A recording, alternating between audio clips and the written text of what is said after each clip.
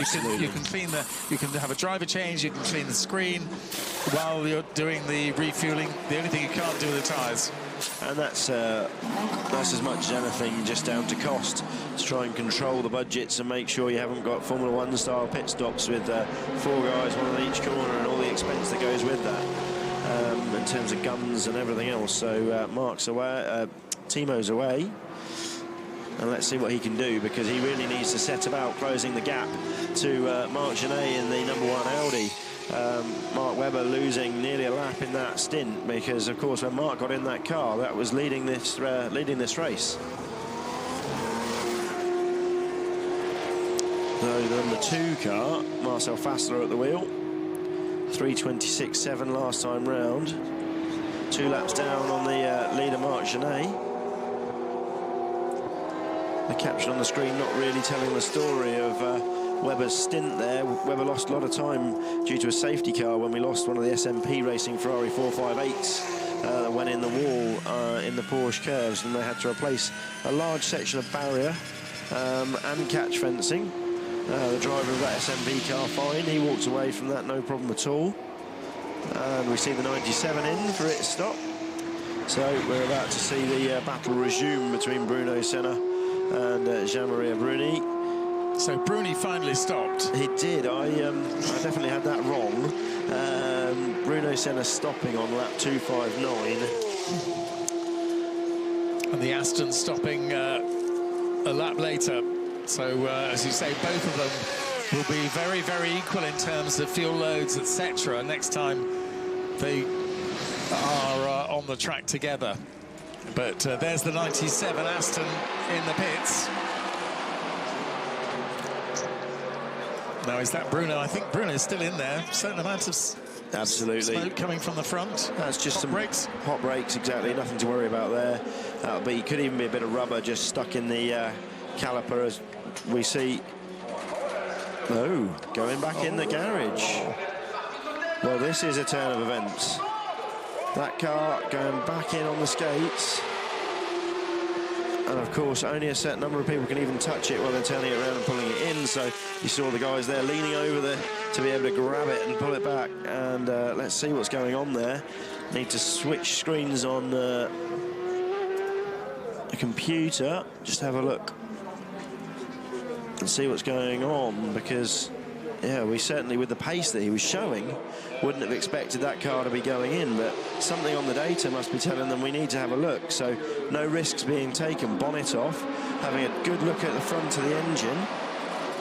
And instantly, of course, it means that Gianmaria Bruni is in the lead in the 51 Ferrari of GTE-Pro, as the Aston is stranded in the pits, in the garage. You see Graham Leslie there, son of the late David, one of the mechanics in that squad.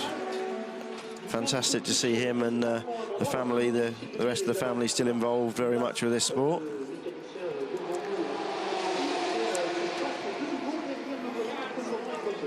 So that's going to be a delay. They've got something like 2 laps advantage over the next GTE-Pro car. Why they want to put the lights on, I don't know. They're cycling something electrically, so I don't know, maybe if that car runs an electric water pump or similar, and they're having to have a look at that. It's going to be something they've seen on the data, but he did complete that stint. Or did he? Was that 2 laps short? Because the gap between he and Bruni in terms of stop right now looks like it was 2 laps, and I'm confident there was 4 last time, so this may well have been an unscheduled. Just have a look on the feeds we've got available from us.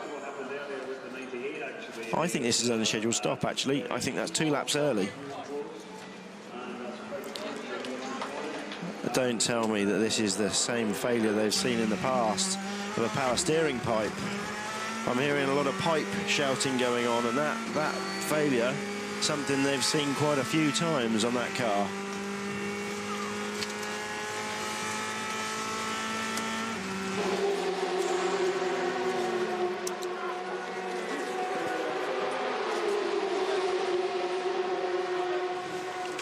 They've seen them, yeah, let's see what we can pick up.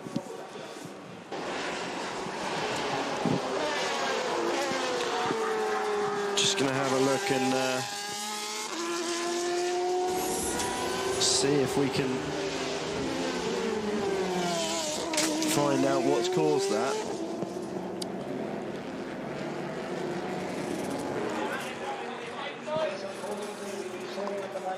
I suspect that we're seeing something going on around the steering rack here.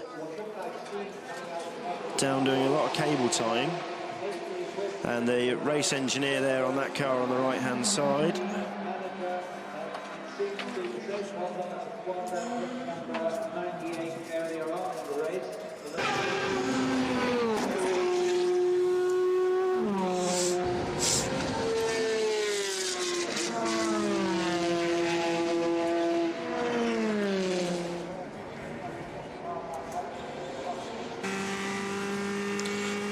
Sorry, we're just looking to see what goes on there. But the fact that we had some smoke there, I suspect that we are seeing something, a failure around the power steering area, because you've got a mechanic in from underneath the left-hand wheel arch, as well as people in from underneath and above. So the only thing that I can think in that area on that car, the steering rack. So that's the 35 Mardenborough in. That's a straightforward stop. He's going to fire that and send it on its way. Just see, there's still plenty of pad left in that car, having had a brake change at about 6 o'clock this morning.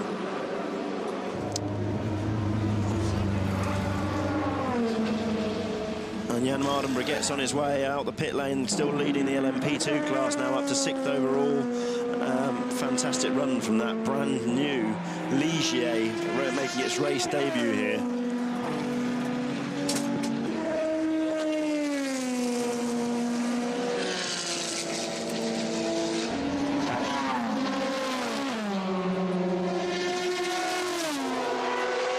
So we're still not seeing anything, still not seeing any report of what's really gone on there, but that's the biggest news of the race, certainly this hour, that the Bruno Senna car is sitting in the pits, and this is going to be a long stop so far. I think they've now lost over 5 minutes, so they're going to be a lap down to the Bruni car, and the Porsche guys, Richard Leitz and co, will be pushing on hard.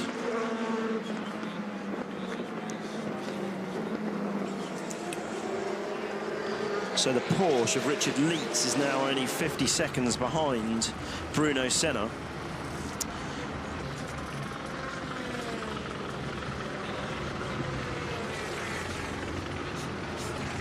This is how Porsche ran the race last year. They sat and watched and waited for the others to fall foul of problems, including Fred Makovicky in the factory Aston having a bit of a wallop on the Mulsanne straight.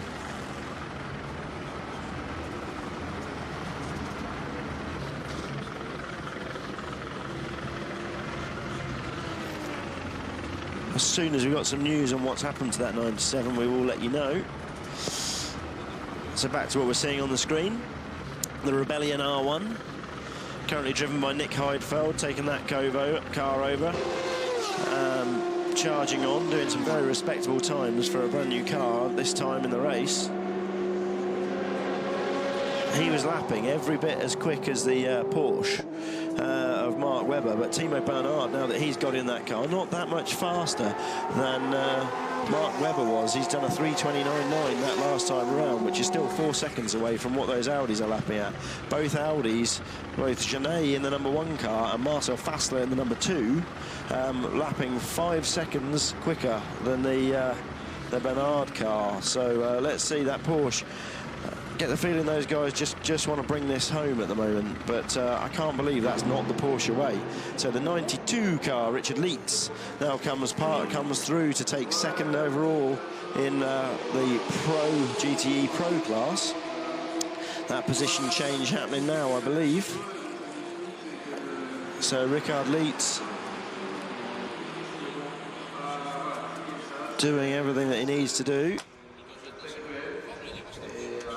And Jordan Taylor not that far behind them in the Chevrolet Corvette. So we're about to see that GTE Aston drop down as we see the drop down to 4th in class, as we see the 14 LMP1 Porsche, the car that was delayed early in the race with these issues looked to be electrical.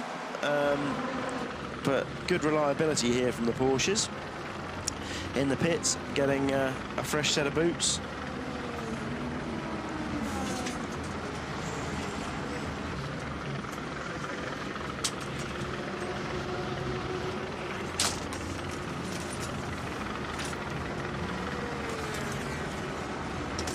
Just getting an update on the Aston. So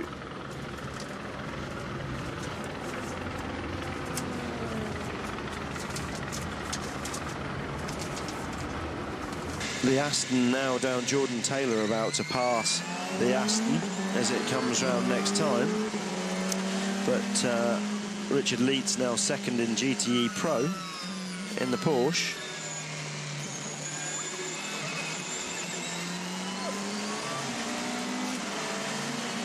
I think that that's going to be the power steering pipe. That we've seen this failure before,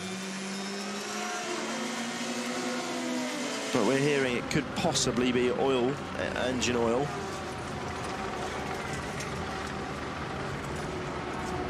We'll see. It's concerning, and I do think that he came in unscheduled 2 laps early. So back to what's going on at the top of the times.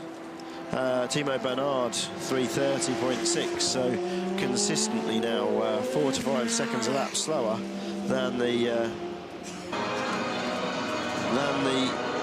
Audis. As we see the SMP car in the pit lane, the 27 car, which is on its fight back. Anton Lardegin bringing that car in and now handing that car over to former Formula 1 driver Mika Salo. Mika getting strapped in, that blue helmet. New tyres going on, and that car on the chase through. They lost a lot of time early on in the race. Yes, of course, they had an accident in a warm-up yesterday morning, and Mika Salo suffering in that accident as well. Doing a sterling job considering a repeat of that failure. There's going to be some extremely angry management in that Aston Martin garage. Let's hope for their sake it's for John Gore's temper's sake it's not that, as the Jordan Taylor car comes past to go 3rd in class. So we now have Jean-Marie Bruni in the 51 Ferrari 458 leading the class by over a lap to Richard Leeds. In fact, 2 laps now to Richard Leeds. We saw them put a lap on that car about half an hour ago. Another lap on that car about half an hour ago. And Jordan Taylor, another lap further back on him. And then, you know, there we are in the garage now. We can see the 97 just slipping away from them. 12 minutes and 10 seconds in the pit so far. The mechanics under the car desperately trying to do something. Just see if Aston Martin Racing are going to tell us what's really going on there, because they're usually quite good at telling us what's going on. So the fight back from the Corvette is quite impressive to see those guys now back on the podium.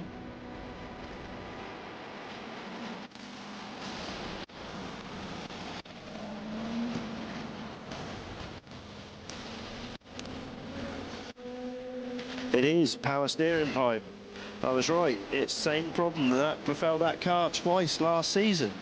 I can't believe that they're in that same position again, having lost so much time last year to that same issue. So yeah, it seems to be the Achilles heel. Management would find that pretty unforgivable, really, wouldn't they? I would say so. I would say John Gore will be having some heavy words with those engineers. It's just not something that you should repeat a failure like that. You have it once, you fix it, and you never have it again. But twice last year, and now again, we see that power steering pipe causing the problem with the 97 car, and it ultimately looks like any chance of victory in the GT-Pro cars. It's all disappearing, isn't it? Gian-Maria Bruni comfortably out in front now. Richard Leeds in 2nd place. Jordan Taylor's gone through up into 3rd.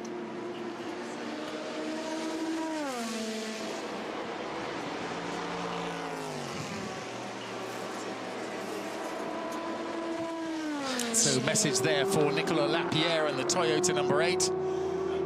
couple of laps more on these tyres and he comes in, but there's not really much of a chance of any changes. The only change that we could be looking at is Marcel Fessler still reeling in the Porsche in second place, now driven by Timo Bernhard. At the current rate, they will catch and pass that car. It's just whether Porsche can do anything about this. I'm surprised that Timo Bernhard, he's going ever so slightly faster than Mark Webber was, but we're not seeing the pace we expect to see. And again, you know, you look down at the Rebellion. The Rebellion is matching that Porsche for pace very nearly. Certainly, the Rebellion is doing Nick Heidfeld in that car in the same time as Mark Webber was in the Porsche. So not what we would expect to see, but I'm sure a smile on Bart Hayden's face down in the Rebellion garage that all the millions that have been invested in that Porsche programme, he can be with his little plucky team from Farnborough punching there with the best of them.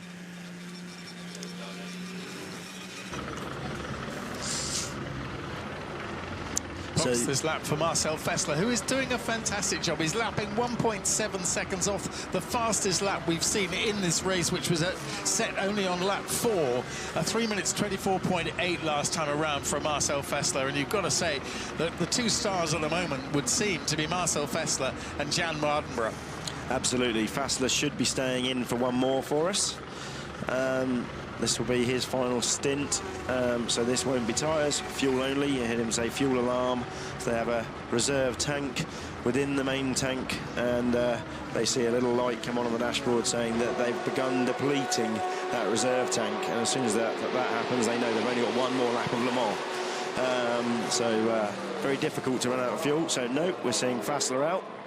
So that was a quadruple actually from Fessler. Lothra in, and he'll take up the chase.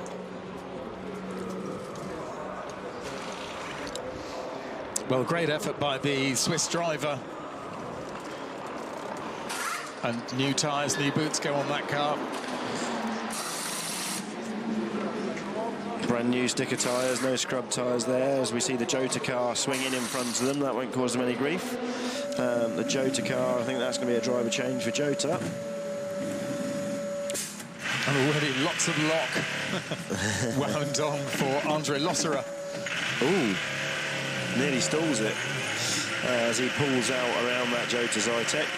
It's not a pretty noise, is it? The diesel engine, no, absolutely not. It's a big old thumper. Sounds a bit like an air jack, frankly. It does. Or an air gun, rather. Air gun, yeah, absolutely. It is a big old thumper, but he hasn't connected his drink tube, so obviously not feeling that thirsty. I'm sure he'll realise he hasn't done that the first time he presses the button for a nice squirt of something and doesn't get it. Well, interestingly, Marc Genet, 3 minutes 28, Timo Bernhard, 3 minutes 28, Nicolas Lapierre, 3 minutes 28, Neil Jani, 3 minutes 28. So if they were all on the same lap, that'd be all very good fun, but they're not. Yeah, that Aston's still in the pits as well. Yeah, slipping down the order now, 23rd overall, 4th in class. Yeah, you're absolutely right about those times, though. The Bernhard now, the time's coming to him in a way that they didn't come to Mark Webber. We saw Mark almost falling off the pace as the stint went on, whereas Timo now bringing the times down to be able to match Genet in that Audi. So the number 2 car we're on board with now. Lothra on his outlap. He's trying bringing everything up to temperature and pressure.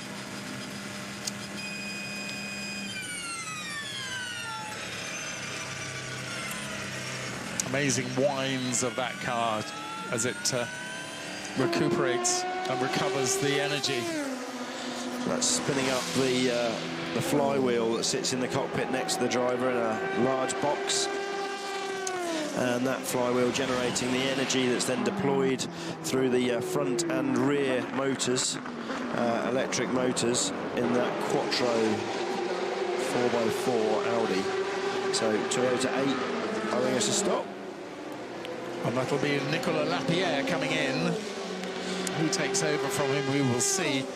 Must be massively disappointing to be ahead of them. That's something that those guys are going to find difficult. But you have to say, what would have happened if this 8 car hadn't had that shunt? Because all the time they lost is through that accident. Because even that second lot of time when they had to come in and start playing with aero balance, things that had affected it, it was all accident damaged parts. Lapierre out, and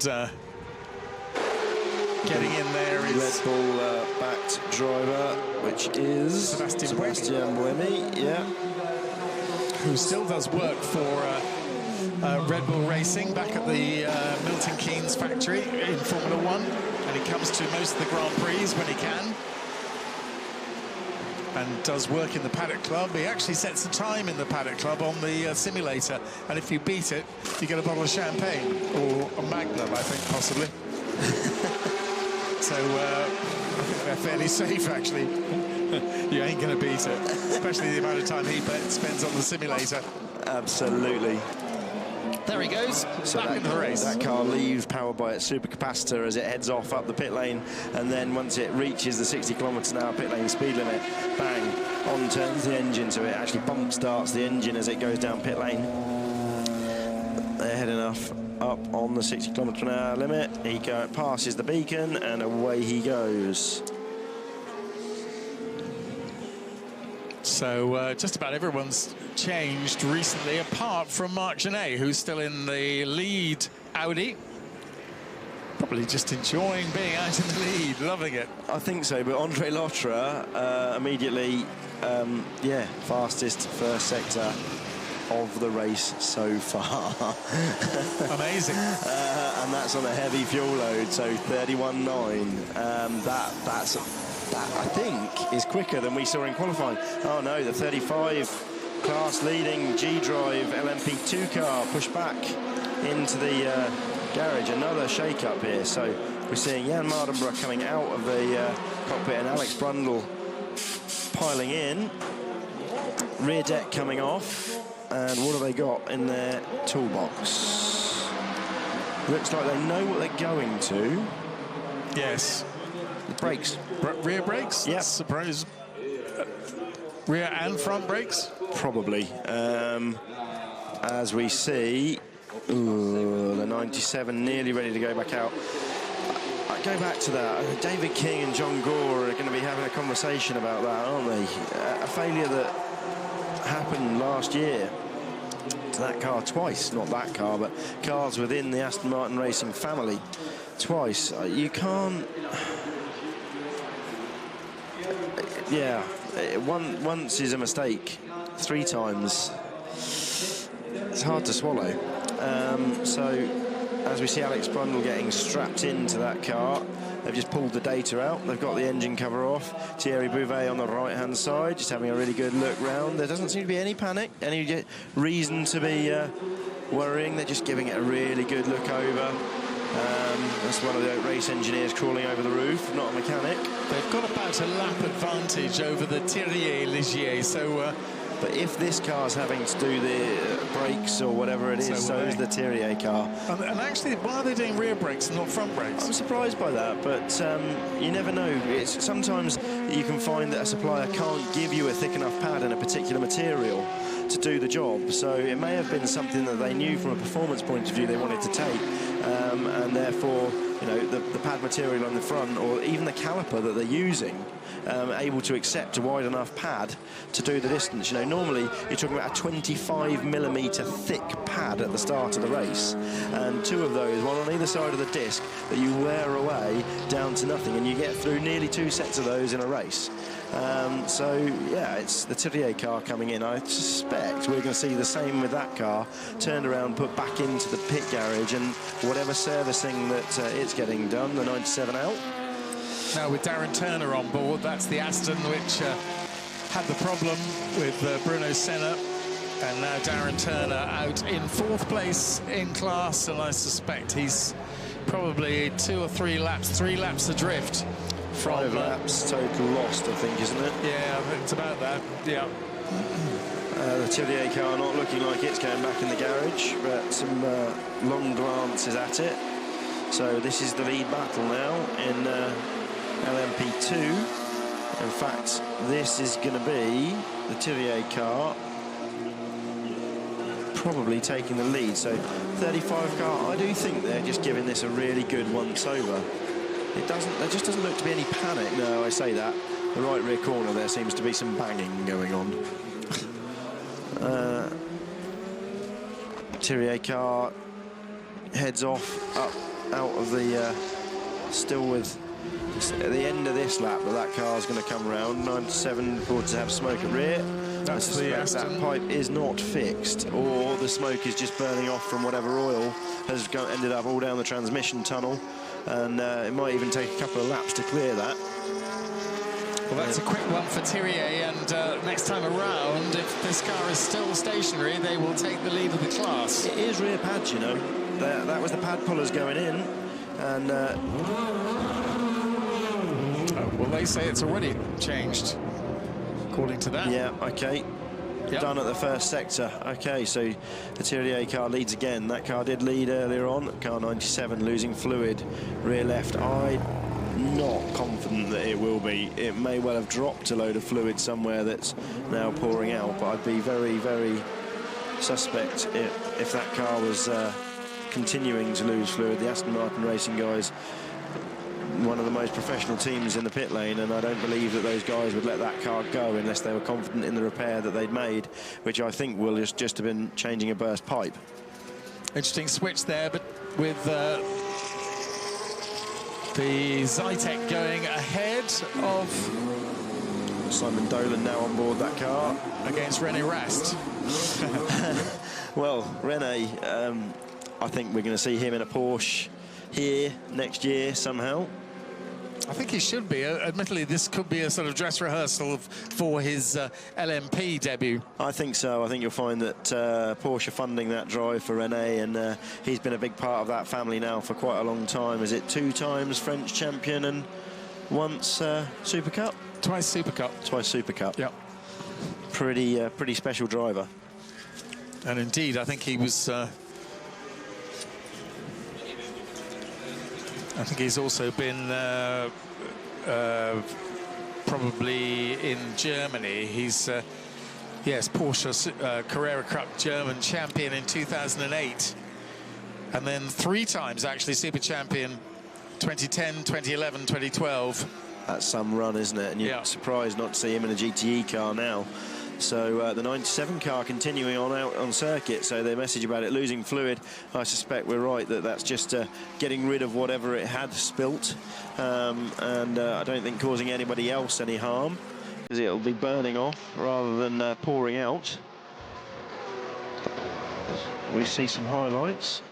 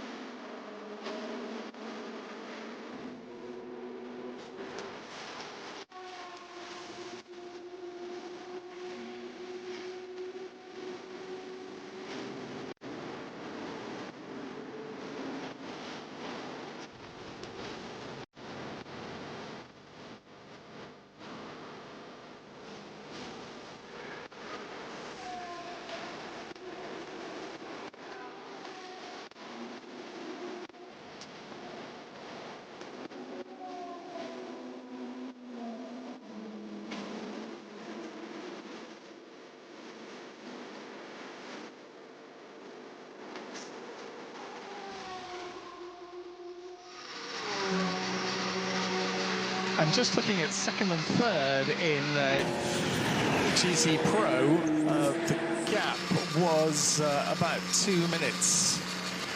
And something from Richard Leeds to Jordan Taylor in the Chevrolet Corvette. So Leeds in the Porsche, Jordan Taylor in the Chevrolet Corvette. That's second and third in GTE-Pro. And so there's a potential battle there in the remaining 5 hours now we have.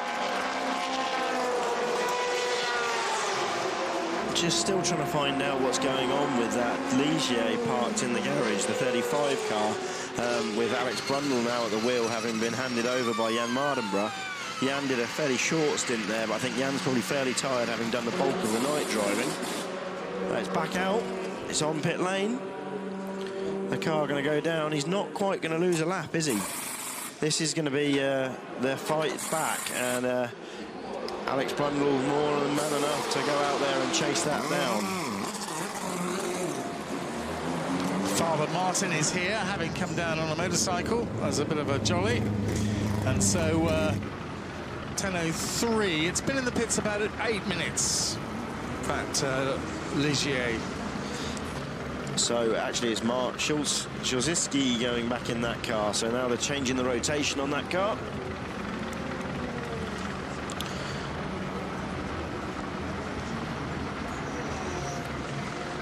But Pietre continues to lead in the class. I think that gap's going to be something over 3 minutes now. I'm just looking to see him come through in front of us. Not there yet, as we see Sebastian Loeb within his own team, stood in the back of the garage, watching what's going on.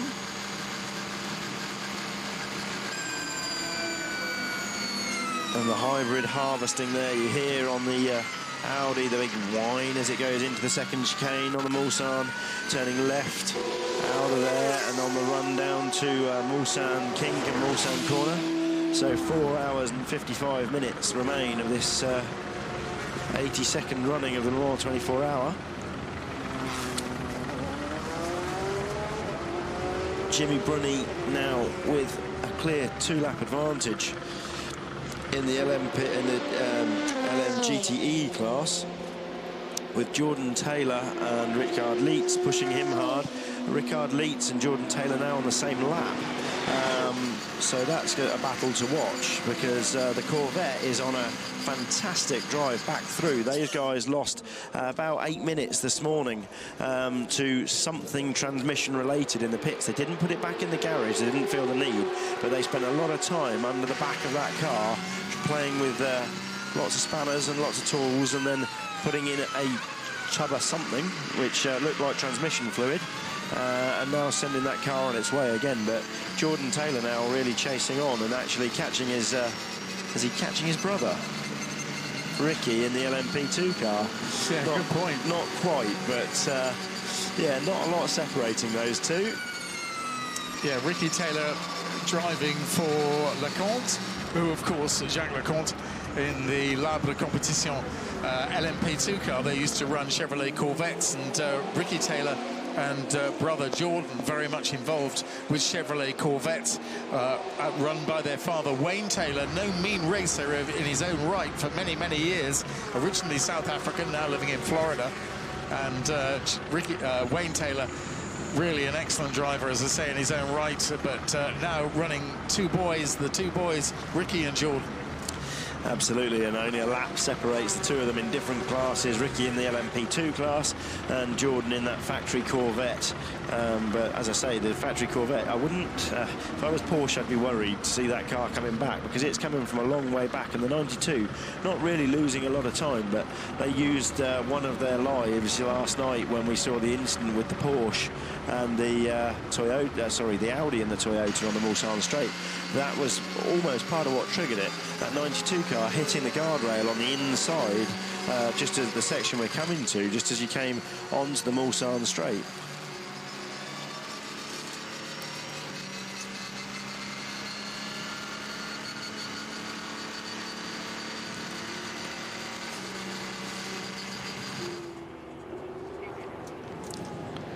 Okay, so that's interesting to hear then, the track temperature coming back, that understeer going away.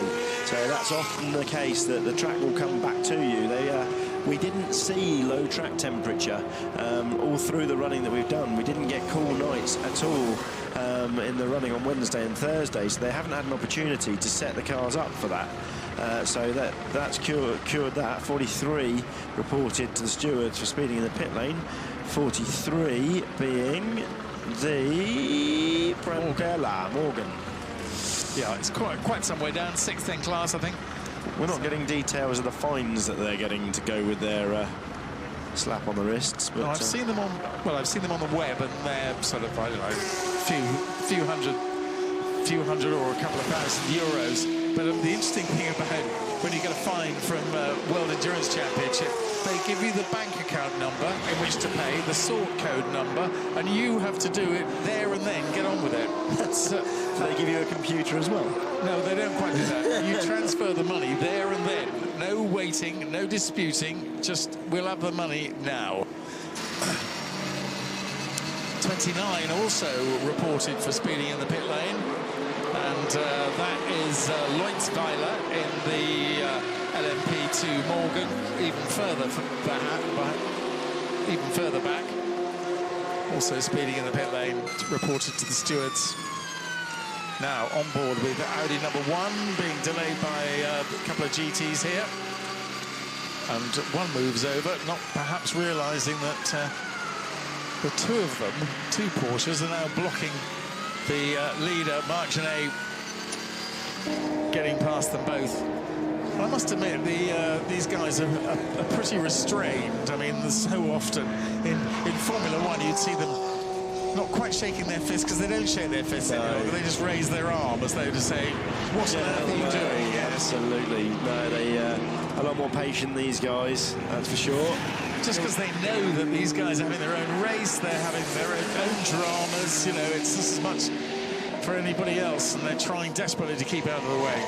Absolutely. I'm still trying to find out what's happened to the car that we saw come into the pits, the 35 car that still sits second in class. The new Ligier, this is the G-Drive version of that car with the Nissan in the back. No news as to what it was that they did. I do suspect that was just rear brakes, in which case I think the Thierry, my TDS car, is going to owe us a stop. Now, the leader in the pits, Marc Genet, brings it in. He's got a couple of laps advantage over the Porsche in second place of Timo Bernhard, number 20. Andre Losserer is the fastest man on the circuit in third spot in number 2 Audi. Then comes Sebastian Buemi, fractionally slower in the Toyota number 8. Neil Jani is in 5th place in the Porsche, just a few tenths quicker than Buemi. And then Nick Heidfeld in the Rebellion in 6th place. And then comes Pierre Thirier in the first of the LMP2 cars, ahead of Mark Schulz-Hidsky. Now let's see what's happening with this Audi pit stop. Mr. Le Mans strapped into the car already. TK. Tom Christensen looking for his 10th victory here at the Le Mans 24 Hour. I love that bloke at the back. He always gives the rear wheel a little bounce. Yeah, makes sure there's some air in it. Yeah. Helps him launch it onto the stub axle as the other man goes in with the gun and hits it hard. Full service and away it goes. What a team, away they go. So the number 1 car leaving the pits. Full service to 123, that's what we expect. 123 to 130 is sort of the range that they should be doing them in. That's probably one of the quickest stops we've seen so far. So Tom heads out in the hunt. Bidding for win number 10 at Le Mans. You just wonder, will he call it a day at 10? Magic 300 laps. Sebastian Loeb didn't go to 10 World Rally Championships. I don't think you'd never say never with him not going back to WRC, but let's see. I don't know. He's loving what he's doing in the World Touring Car Championship and running his own team, of course, here. And doing very well too in the switch to the WTCC. 95 car, that car leading its class, the Pro-Am car. David Hanneman in that car. He's getting towards the end of his run, I think, and going to be looking to hand that car over. Christian Reed in the 88 Porsche, second in that class. Christian been around a while. That's the new 991, so we've got 2 of those cars now on the podium, 1 in each class. Going very well. Yeah, we mentioned Christian a few days ago, actually. Yeah, it sounds unfair. But just to say that the Proton competition was founded in 1996 by his father, Gerold Reed, and now run by son Christian, based at Ummendorf, south of Ulm in Germany, and Baden-Württemberg. They've always run Porsches, and father and son used to drive, and they have won Le Mans Series titles and driver titles as well. So they're with Klaus Bachler, who's a Porsche junior driver and winner in the Super Cup last year, and Khaled Al-Kubaisi from the United Arab Emirates, who has raced in the Porsche Carrera Cup Middle East. Yeah, and Hugh Hayden, father of Bart, the late Hugh Hayden, he actually helped those guys set that team up and run that team for the first couple of years before he got the Rebellion program together and chose to go that direction, and very much involved with those guys. They're a fantastic group, and I know that Bart will be very pleased to see how well those guys are going, because a lot of family effort went into that. As we see the 92 third in class, second in class car coming in, GTE-Pro, Ricard Leitz bringing the car down the pit lane, and I think we're going to see Leitz probably out of that car now, as we're talking about the 88 car, and now showing it on the screen, the Taizan car all over the back of it. Fuel going in, driver stays in. 19th overall, second in class. Contact between 57 and 70 under investigation. 57. Neither car really in contention for anything. Well, 57, I don't know what they were. They obviously felt they were in contention with one another. Anyway. Yeah. Tracy Crone and Shinji Nakano. Nakano's been in quite a lot of trouble so far this weekend. Yeah, that's the third time. Anyway. Yeah, but Nakano in particular, I've seen 3 times messages about him, and considering he's an ex-Formula 1 driver, I'm a little surprised by what's gone on there. He's better than that, I think, is probably the right way to put it, as the 95 pays us another visit in pit lane. And that's the Team Taizan car with Pierre Ere. Not the I said 70. Shinji Nakano. Yeah. Doesn't actually show him here. Yeah, Shinji in for Martin Rich, I think. No, James Rossiter, of course, not here. Yeah, he's not here. Yeah. So James is. I thought he was definitely slated to be in and done, but he was originally slated for the Lola LMP1 entry, which of course didn't come to anything. The car launched here. I haven't actually seen it. I don't know where it is. I was told it was here. Whether that's true or not, I don't know. But Boris Burmese, who is Colin Collis' right arm, here telling everyone that car is going to be out at the Circuit of the Americas race with a heavy test program due. We'll see how that one develops. Look at that, fastest lap of the race. Is that, yes, it is, fastest lap of the race to Andre Lotterer. And this is after 20 hours? Yeah, absolutely. 20 hours and 15 minutes. And Tom Kimber-Smith and Mika Salo having some fun as well in the LMP2 class cars. Sorry, 19 hours and 15 minutes. Absolutely extraordinary. What it is to be seeing all these people setting fastest times after 19 hours of running. But yeah, Tom deciding to get the hurry up and get on with it, seeing a sniff of a podium again, I suspect, because that is all very close in that class. And Tom, a former race winner here in class, he knows how to do it. And young Mac McMurray looking for his finish, and if he does finish, he will be not only the youngest ever starter, but the youngest ever finisher of the Le Mans 24-hour race.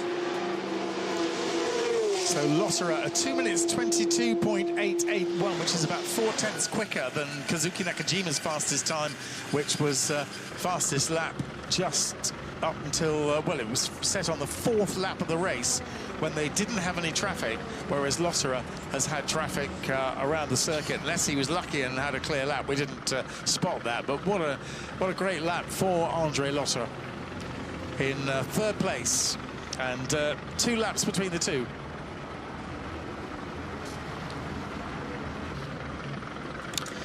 That's them saying, Kyle saying, let him go, don't race him. He needs to go and chase that Porsche down. We want that one too. Fighting for within the Volkswagen family there. Volkswagen Group, Audi, Porsche, Volkswagen, Lamborghini, and Skoda, I believe, as well. All in that massive corporate brand. But great to see the guys on the board at Porsche and Audi, Volkswagen Group, deciding to let these guys come and race each other here at Le Mans. They could easily have said, no, we send one manufacturer or the other, but what a show they're putting on, and doing no harm to either brand, but being here and duking it out. So Tom Christensen out in the lead, 301 laps for him. 25 pit stops. In second place, Timo Bernhardt in the Porsche, number 20. 300 laps for him. Two pit stops less, and on the same number as Andre Lotterer in third place in number 2 Audi. 300 laps for him. So Lotterer trying hard to catch up the difference, and look at that. Last time around, the difference was 11 seconds between Bernhardt, 3 minutes 35, and Lotterer, 3 minutes 24. And then Sebastian Buemi, 3 minutes 25, who is a further 7 laps further back and 2 pit stops more. And then Neil Janney. Into the pits comes Timo Bernhardt in the number 20 Porsche that he shares with Brendan Hartley and Mark Webber, currently in second place, but he's into the pits, Timo Bernhardt. And out of the pits. Feels like a very short stint, that. I don't think that was a scheduled stop. Well, he's straight back out again. We didn't see what happened in the stop. Wonder if they had a problem with a slow fill, or if they had a temperature rising because something was blocking something, because he certainly hasn't been out there and done 13 laps since we saw Mark Webber get out of that car. Did I write it down? No, I did not.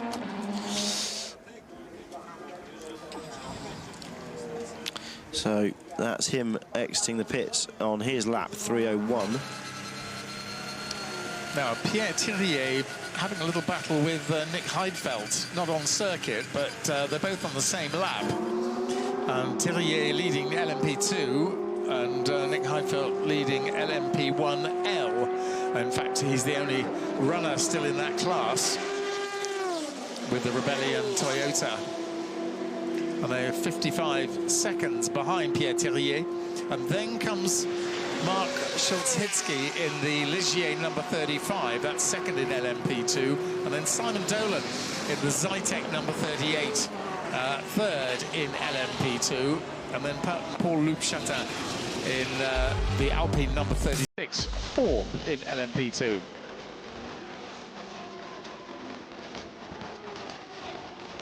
Further back, Gianmaria Bruni leading the class, as is Nicky T now out in Aston number 95.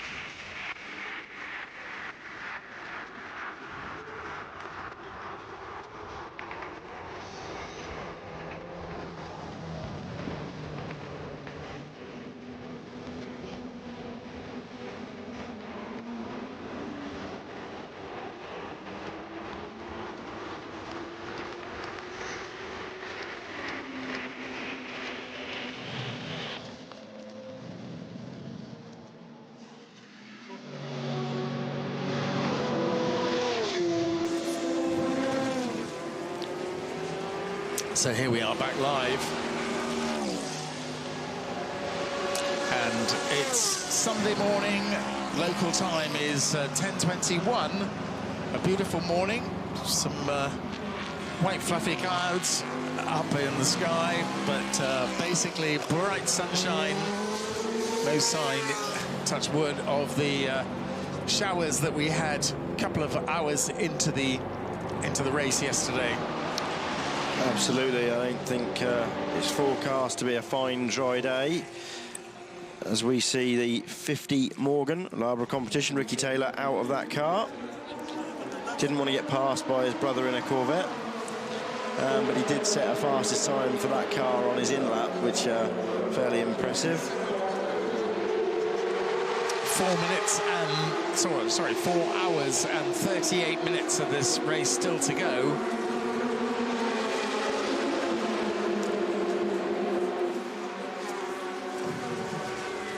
And number 58. We're expecting to see the pits. Jimmy Bruni comes past one more time. I think he should be in the next lap, the leader of the GTE class, but quite frankly, he's now running at a canter when you look at the times he was doing compared to the times they were doing when they were duking it out between the two of them, he and Bruno Senna. Well, actually, Jordan Taylor lapping 3 seconds quicker on that last lap, 2.5 seconds quicker than on that last lap. Well, Darren Turner going 5 seconds a lap faster than anybody else in that class. Massively fired up on the chase back through. He's actually behind the Pro-Am car with Nicky Thiem at the wheel. Nicky just coming into the pits, but Darren needing to push on now and try and close the gap to Jordan Taylor. That gap, 3 laps, so he'll never give up, but never say never, but it's not looking strong for a podium in the Pro-Am class, sorry, the GTE-Pro class for the Aston Martin squad. The Tillier car passing them as they come down now. The class leader in LMP2. He's doing 3:42.1 last time round again. They seem to have backed off just a little bit. Mark Schlisky in the second place car in LMP2, the Ligier. He's doing a 42 as well, matching each other time for time.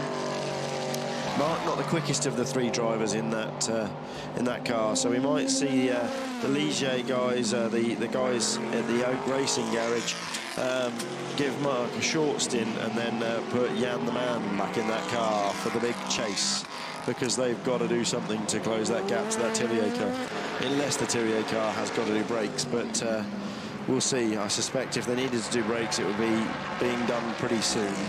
Interesting, there's about 4 drivers all in the 3-minute 42-second bracket. Pierre Thirier was one, Mark Schultz-Hitzky was another, Paul Le Chatin was a third, and Tom Kimber-Smith further back was a 4th, all in the same bracket. And that's how close LMP2 was at the start. It's slightly fallen apart in that Pierre Thirier is on his own out front, a couple of laps ahead of that Ligier, but it's the Ligier 1-2 in these coupes that they're running. Brand new cars. Absolutely, and I'm sure the guys at Oak Racing wouldn't be sad to see their customer team take the victory, because actually, as far as the future of that project and that car goes, to see the customer beat the factory here at Le Mans would be fantastic, as that is intended as a customer car, something that they can market to the greater LMP2 field, and I suspect we're going to see that car selling quite well. It's very interesting how France has actually become a racing car manufacturer again, at least in LMP2. You put your finger slightly on it the other day when you said there were a lot of ex-Peugeot people around, and of course we did see Peugeots, we saw Orecas, we saw Pescarolos as well. But out of all that has come, Courage, for example, out of all that has come quite an industry. Orecas, for example, run by Hugues de Schoenack, Oaks run by Jean-Pierre Nicolet. Now the Alpines, admittedly they're the same. They're also built by the Oreca squad. Yeah. So, but it's quite interesting how they've managed to take over in a way LMP2, and to have also marketed them the way they've marketed them with Alpine, with Morgan, with Ligier as well. Yeah, absolutely, and it all goes back to the core Courage Pescarolo days.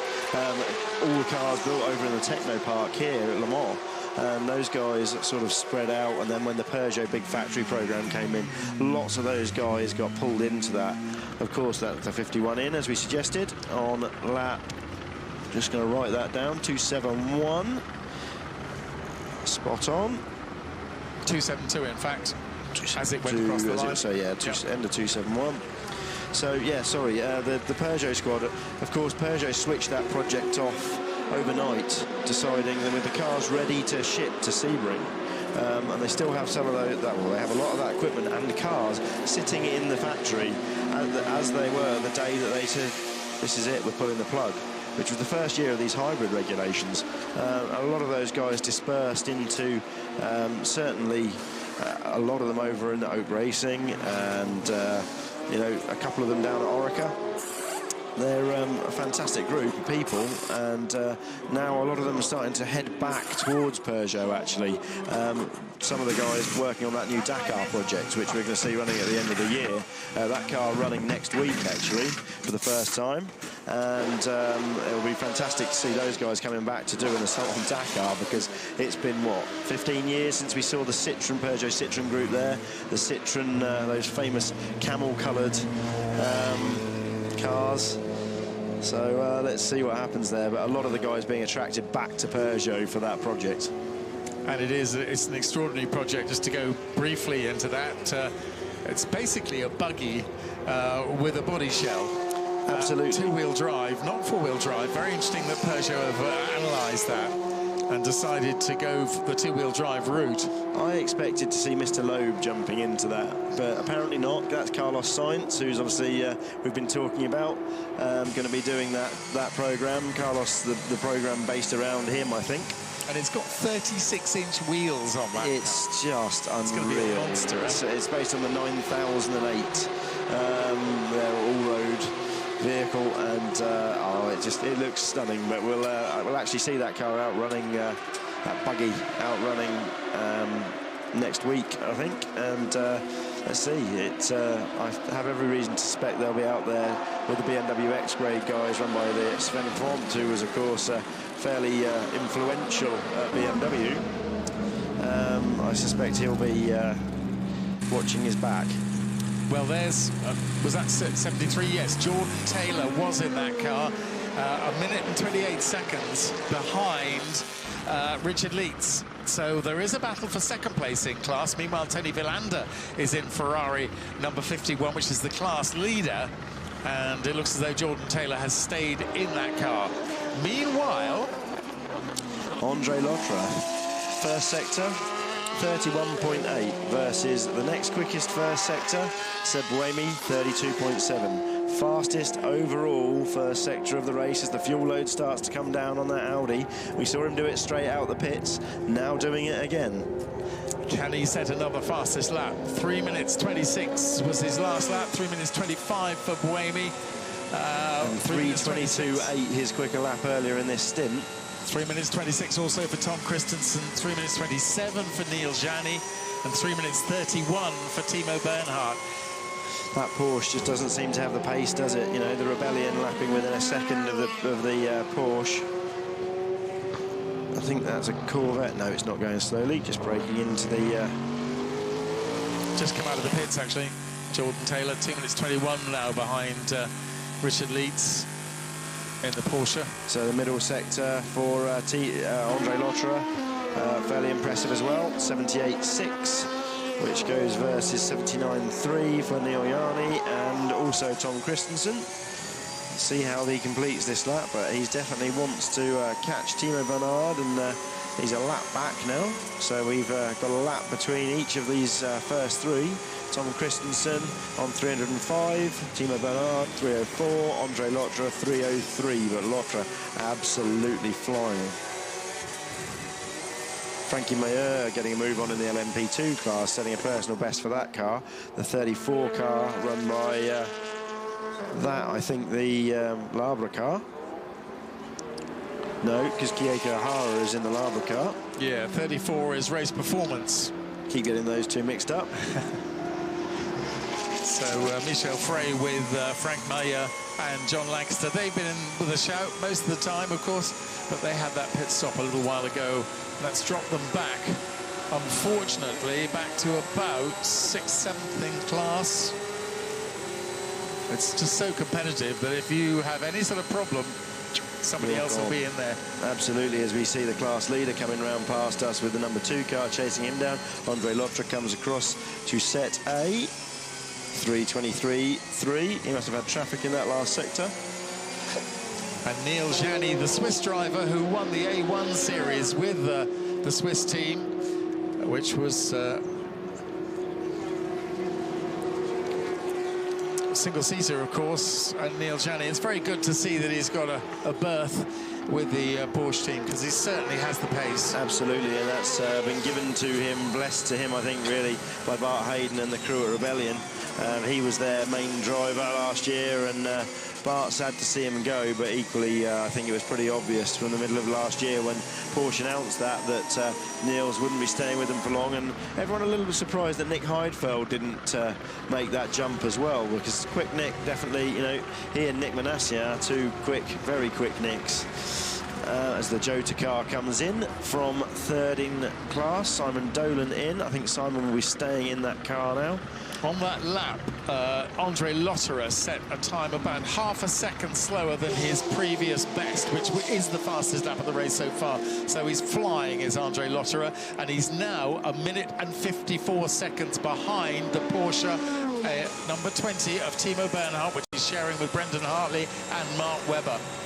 And now, finally, Lotterer on the same lap as the Porsche, bidding for second place. That's big. That is big. We're going to see here this race now develop. It would have taken, we thought, a lot longer than this, I think. The 35 comes past us. Mark Schlisky coming past on the pace in LMP2. Doing another 3:42. Fantastically consistent from him. But he is slightly quicker than the Pierre Tiré car. A second quicker a lap. It's going to take a lot to catch him. A lap down. A lap and a half down, I think, in reality. And around here, that half lap is quite a lot. You know, a 3.5 minute lap is...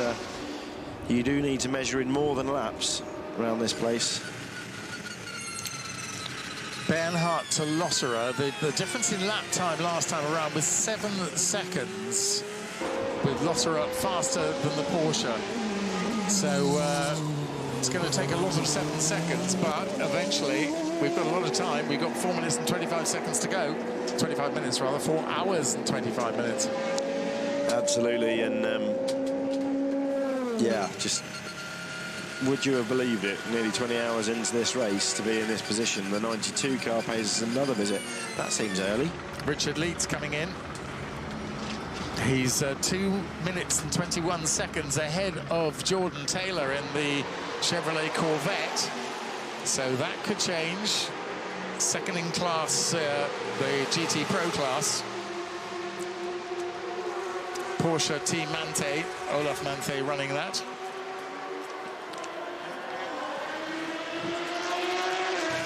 And the 2 car coming in now as well, the chasing Andre Lotterer. He's going to come in, and that will just be fuel for him. Yeah. And we'll just have to see how that pans out, because at the moment, Lotterer has, or that car has done 24 pit stops, and the Porsche has done 23. So the Porsche is more economical, but it's not actually gaining from that fact. No, absolutely. We do need to try and understand that and see why he's not got the pace, because they had the pace in qualifying. Why is the race pace so far away? Is this the inexperience of, you know, not being here and this being the first time they've done this race, understanding how the circuit evolves, understanding how the night goes and the things you need to do to make this car quick for 24 hours and set it up for towards the end of the race, which is ultimately when that battle's going to happen. Still fuel going in. Andre Lotterer rejoins. No new tyres for him. Just fuel. 1 minute and 57 seconds behind Timo Bernhardt. So that's gone up just a little bit with that pit stop, not surprisingly. And that is really the chase. The battle is over. Second place, unless they have a problem with the lead car, number 1. Tom Christensen on his way to 10th win, but you would never say that at 4 hours and 20 minutes to go. No, absolutely. He won't be thinking about that right now. He'll be thinking about just every apex, every braking zone, and how the balance of that car is, what they can do to improve it as the race unfolds and the circuit continues to rubber in. The circuit a living thing that just will continue to evolve. And as we heard earlier, the track temperature causing some understeer issues for Audi.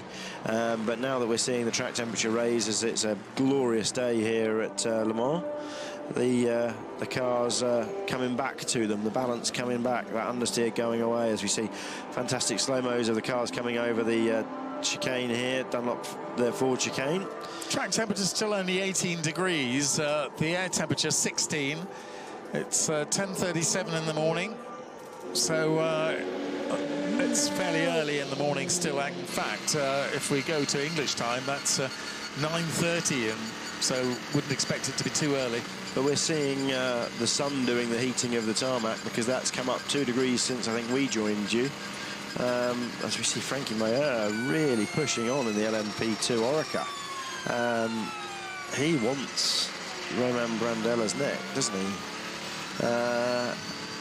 This LMP2 class, you would not have dreamt that we would have a class so competitive if you were here 5 years ago, and it was a case of if you finished, you got a podium in LMP2. It is just so close now. And it's great that the teams are from Switzerland, they're from obviously England, they're from France as well, and some of these teams racing over in the States. Yeah, absolutely. It's a shame we haven't seen more of these guys come from the States, but the Oak Racing squad had an outright win last time out in the Junior United Sports Car Series. So, you know, yeah, they are. They're all competing all over the world. And ELMS, ALMS, and they'll equally go and do the Asian Le Mans Series, which kicks off towards the end of the year and dovetails with the WEC visiting the Asian network. This year we're going to see LMP3 within that series, which is cars that used to be called the CN class cars. They're a car that's slightly smaller in the footprint than the LMP2 cars, but there's a mandated standard engine there, which is the little Honda VTEC engine, 2 litre. Those cars are fantastic. I drove one of those not too long ago, and just the downforce that they've got. I'd never driven anything with downforce before, but phenomenal. It's around Snetterton going flat through Coram. You wouldn't think it could be done, but it feels like your neck's going to fall off. And they're going to be great to see in Asia, them running with the LMP1 and the LMP2 cars to bolster the grid, because, you know, that is a very cheap way to be racing against the likes of, well, Oak Racing and these guys. Certainly you're not going to be racing against the LMP1 cars, but you are going to be against all these top LMP2s, and that's something we're going to see introduced within the ACO scheme very soon. I know they're talking about that at length at the moment, looking at the standard componentry that could be used, and those will all be carbon fibre chassis. So that's the Tibier car getting a full service, and doesn't look... It's just lost a place overall, not surprisingly, to Nick Heidfeld. So it's now in 7th place, the Thierry car. Number 46 here, the Ligier. I don't know what's going to happen there. That car, same lap now, I think, as Mark Shalisky. We'll see as it goes out the pits. I think, on balance, when you've got another rotation that contains Jan Mardenborough and Alex Brundle to go in the 35 car, you're going to see a last hour battle between those two. And in the 46 car, we have Ludovic Badet and Tristan Domedy. Tristan certainly capable of matching those two, but I'm not sure about Ludovic Badet. I don't know whether he's going to be capable of doing what's required there. That car's still in the pits, and they're cleaning the rad ducts out. Yeah, it's having a bit of a service, isn't it? But no pads or anything like that. OK, no, this is what we were talking about earlier. They've been told by the ACO that they must replace the number board. So they've done that. Slightly longer stop then. It's things like this that can really trip you over, and they can destroy a battle, but they are regulatory items that the ACO can't ignore. They're there for safety, they're there for allow them to police the regulations ultimately, and we've seen that a couple of times now, replacing the number board. I remember last year the ADR Delta squad, a similar sort of time of day, chasing down and being made to come in to do that, chasing down the class lead and being made to come in to do that, and ultimately that destroyed their race and is what put them third, ultimately excluded from the results. But you know, fantastic race for those guys, and pressing on now, the 35. Tristan Gourmandi in the 46 car. I think when this shakes out, they are all going to be on the same lap. Dolan just a lap back in the Jota Zytek. Yeah, he's just moved up into third place ahead of Paul Louchatin, who's been in the pits. René Rast is now in fourth place in class in the Oreca number 24. Yeah, I think the 24, though, it's fair to say, René being the stronger driver in that.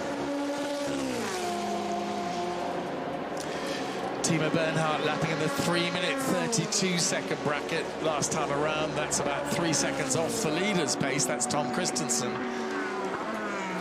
And 3 minutes 36 for Nick Heidfeld last time around.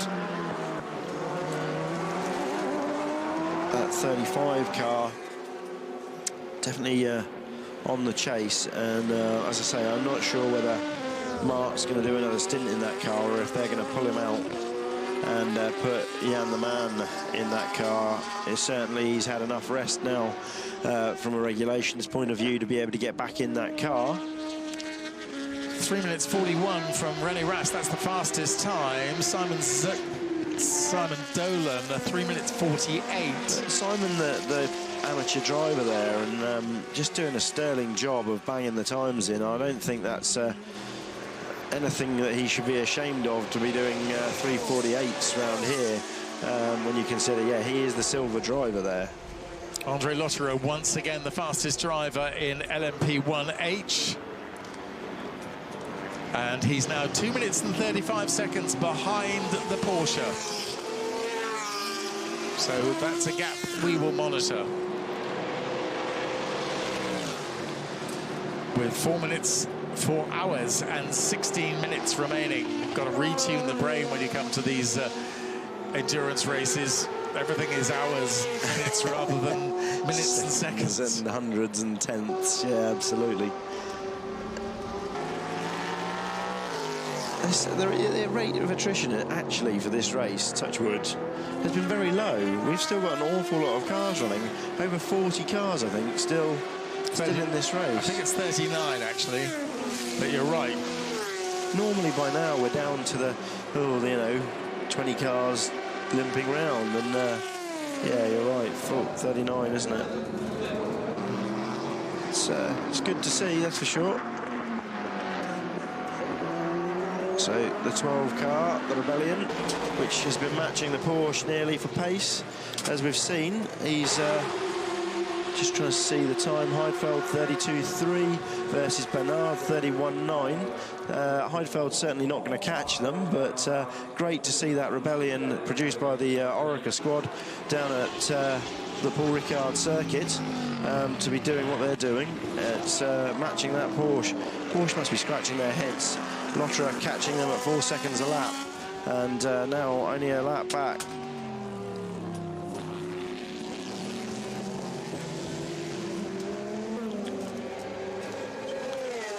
Okay, Lena Gade there confirming same lap.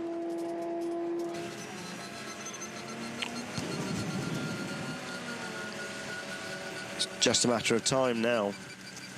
Just got to work away at it, hasn't he? Just chip, chip, chip, chip. But these are the fantastic chases that I think drivers really enjoy, where they can really make the difference. And it's always nicer to be the chaser than be the chased. Yeah. They get different confidence level, and see the SMP car, Mika Salo getting out of that car. Does look stiff, doesn't he?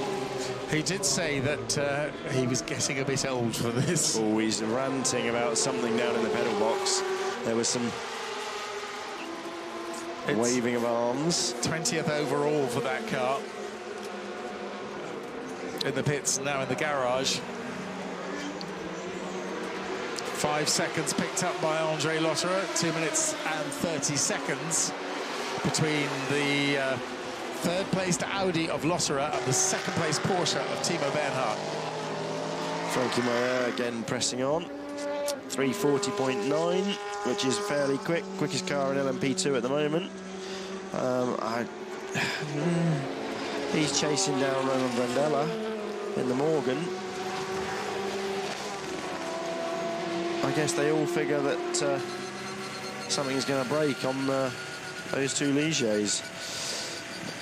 Those cars just looking bulletproof so far, touch wood.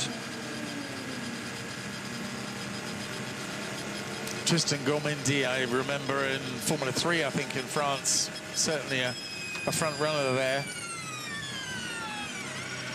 So expected to be quite competitive in the lead. Ligier at the moment, number 46.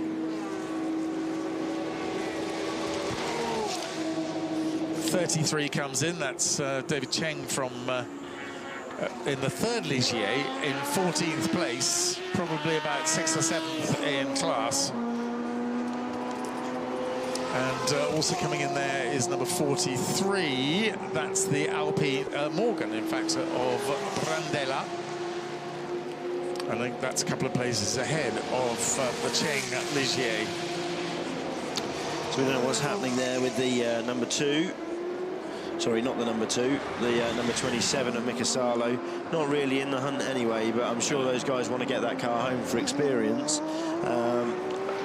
They're there to develop a new car ultimately. It's certainly more than a rumour now that those guys are going to build their own LMP2 car. So anything they can learn here that they can apply to their own car, they need to do. So they'll be chipping away at getting back out.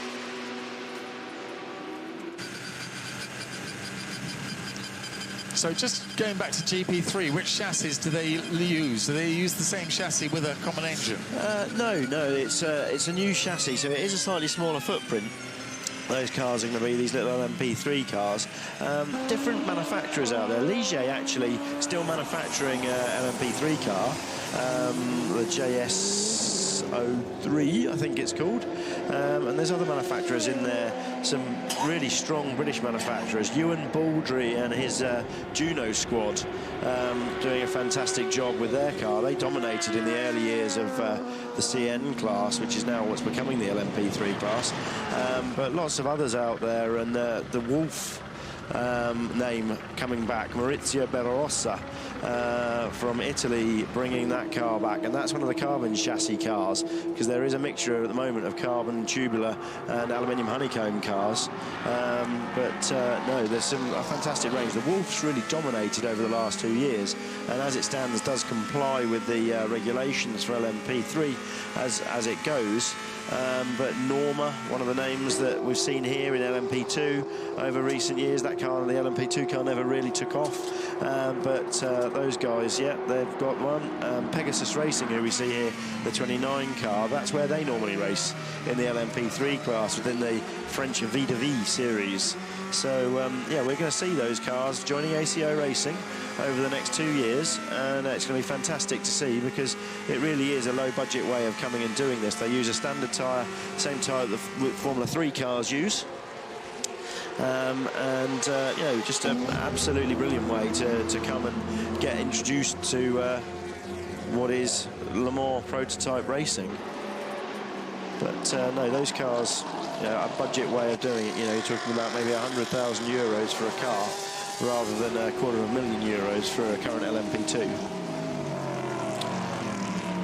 So the Aston, now we're about to see those two Astons running with the 458. I don't think this is a battle here, because it's all become quite strung out in GTE.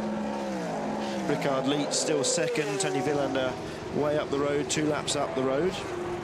But the Astons running together.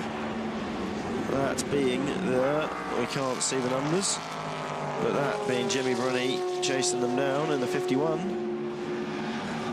Yeah, it's Tony Villander now in the 51, the Finnish driver who's been in that team for a long time, very regular guy in AF Corsa. So actually that's the 95 and the 97 Astons running together. Nicky Team a lap up on Darren Turner, so Nicky Team in the Am car ahead of the Pro car. Nicky now coming into the pits. Yeah, in fact, Darren Turner was lapping a lot quicker than Nicky Team, but as you say, Nicky Team now into the pits. He's leading the class. That actually was the 97 car in, so that was Darren Turner in. Okay, yes, Darren Turner coming in, having just done a 3 minutes 53, which was his best.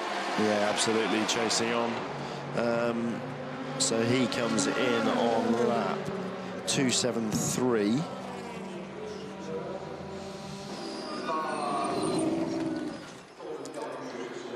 So as expected, a 14-lap stint there. All goes very quiet in the Aston Martin pit, 97. Well, that's an SD card, I think they changed there. I can't see what else it could possibly be that they change in the door. So, again, that same ominous smoke. Let's see what happens. You'll see the refueling man. You'll see a shot there, pulled away. You'll see the fuel come out the vent hose, him fire up, and on he goes. But that was what we saw when they had the power steering pipe failure. And that lost them ultimately the class lead. Power steering fluid actually makes a lot of smoke. It does. It's nasty smell as well, a very nasty smell as it burns. So they would know instantly that that's what it is, if that's what that smoke is. I suspect that what we're seeing there is rubber build-up. Yeah, still can't get over the fact that that's the third time I've seen that failure on that car. So how many times does it have to break before a repair gets put in place that stops that happening again? And I'm sure John Gore will be asking big questions. Dan Sayers, chief engineer there. Dan is a fantastic talent. He is just, you know, he was thrown into this project at the start and given 6 months to do something that, you know, ultimately very difficult to do, whilst also trying to develop a GT3 car at the same time and a GT4 car. And he really stepped up. And, you know, Dan, fantastic engineer, not just race engineer. Tom Christensen being called in from the lead. Interesting they have an in-lap button. So that's obviously preparing some systems ready for the car to stop. So maybe some extra fans or something to cool the hybrid system and the engine down to ensure a clean restart. Car 43, 35 seconds. Sir Morgan. Whoops. 35 second stop and go penalty for speeding in the pit lane. He's currently lying in 6th place in class. Christian Klein, and number 29 also gets a penalty, a 32nd for speeding in the pit lane. So that's the Roussel Morgan in LMP2 some way back.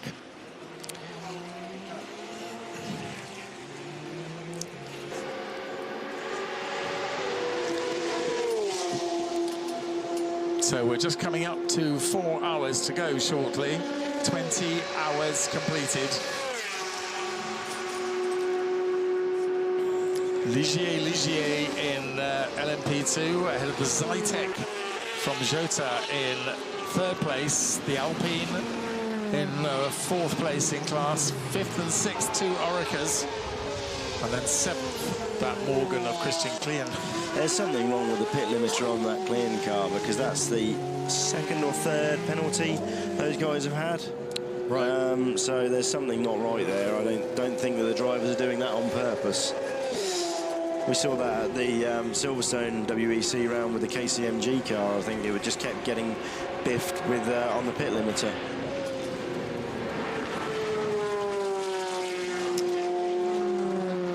So the gap continues to come down between Timo Bernhardt in 2nd place and Andre Lotterer in 3rd. It's not something we can keep telling you about because it's 8 seconds here and there, 6, sometimes whatever. It was 2 minutes and 14 seconds last time around, just chipping away at it.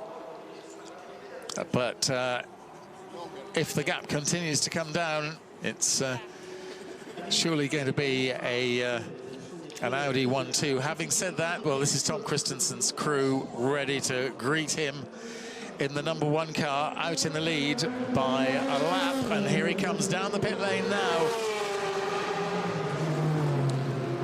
with just over 4 hours to go. Tom Christensen, there's a huge number of Danish supporters here, let me tell you. Maybe a long way. There's Tom Christensen's brother apparently organises all the trips for the Danish fans, and there's campsites full of them. There's tents that have got embroidered on them the Danish flag, isn't there? Yeah.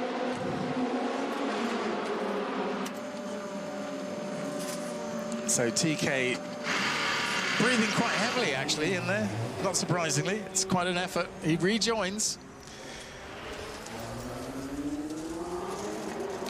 Just looking to see what else is going on today. Morand take their penalty. 2 minutes 10 seconds, the gap between Bernhardt and Losserer, second and third. Buemi still fourth, not making any inroads. Gianni in fifth in the second Porsche, not getting, still a couple of laps behind the Toyota. And then Nick Heidfeld in a fairly lonely sixth place. He has been mixing it, actually, with the front runners in LMP2. But he's pretty much on his own, Nick Heidfeld. And then, of course, the two Ligiers, I think they may be on the same lap now. Tristan Gomendy and Mark Schultz-Hitzky. That's something I'll keep an eye on. Then Simon Dolan in the Zytek, lapping a couple of seconds slower. In fact, Schultz-Hitzky is a couple of seconds slower, or if not more, 4 seconds slower than Gomendy on the last lap. And actually, Simon Dolan fractionally quicker than Schultz-Hitzky. So the Rebellion in, rear deck off. That car been going very well considering its second race. Putting the rear clip back on. I'm surprised that they have to take both off to be able to do that, but clearly designed for disassembly and service.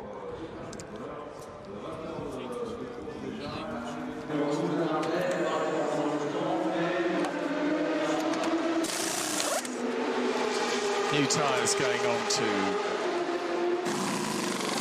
the Rebellion car.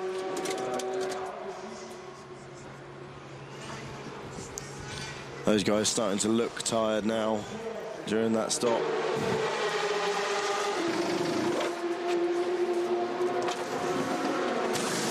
And this is the time potentially that mistakes can occur, and it's very important to govern that.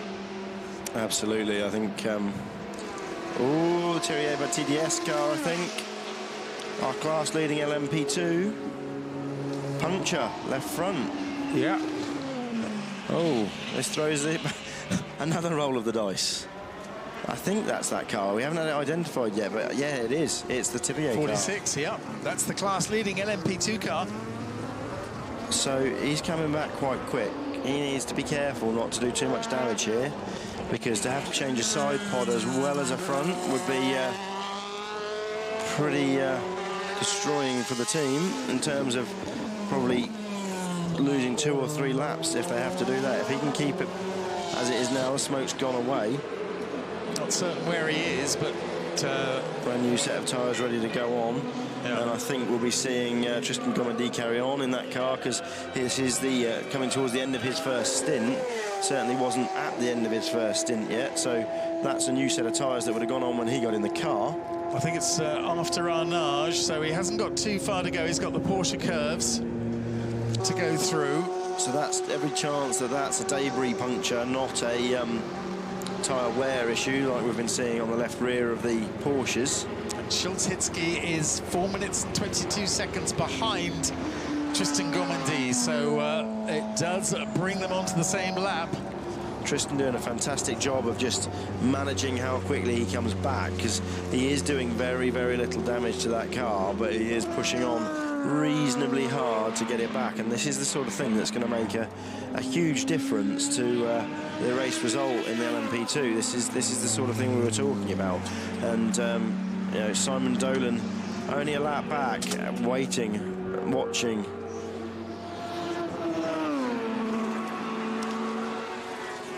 Now, I've sort of done some fairly rudimentary sums, and I'm reckoning that in 24 laps' time, so multiply 3, that's 72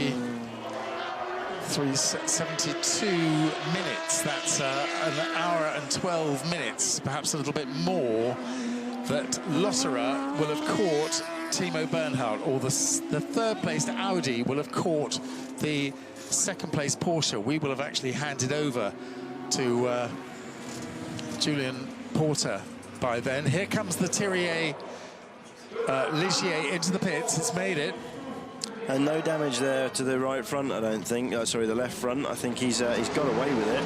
He's done a fantastic job of bringing that car back from the other side of the circuit where that puncture happened. Here we're going to see that tyre let go, I think.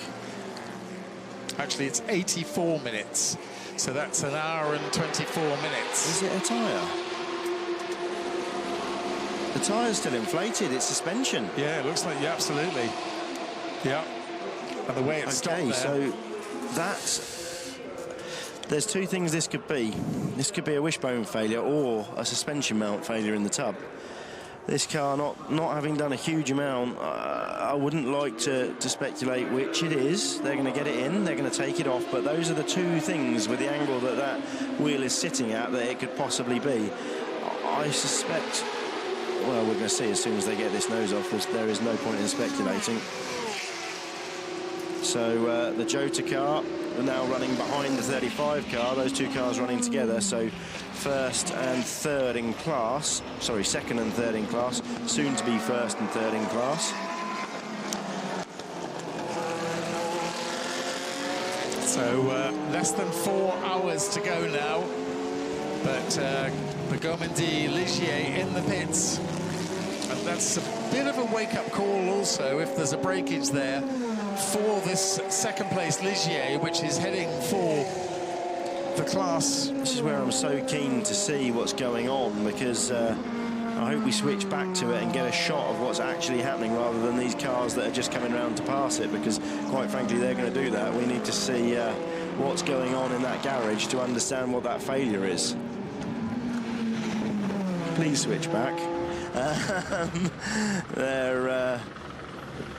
Dolan now doing a fantastic job in that number 38 Zytek, doing a fantastic job of saying goodbye to that Zytek. They're going to carry on with that car obviously for the rest of the season, but I think Simon will be one of the key backers in that new project, which is the LMP2 Zytek Coupe.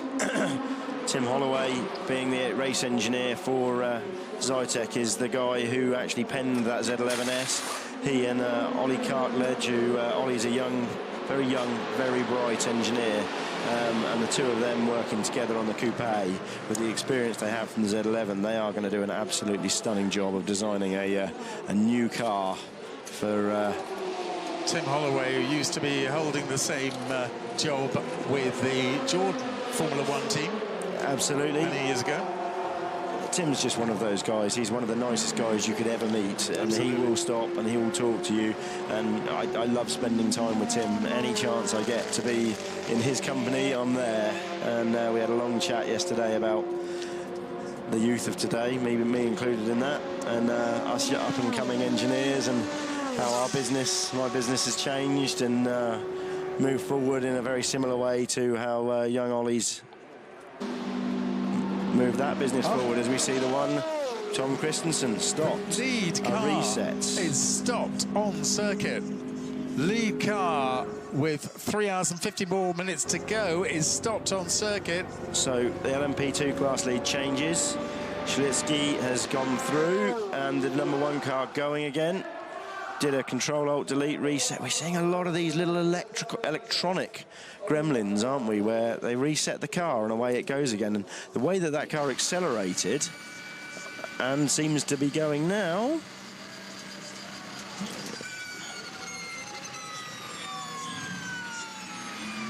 Okay.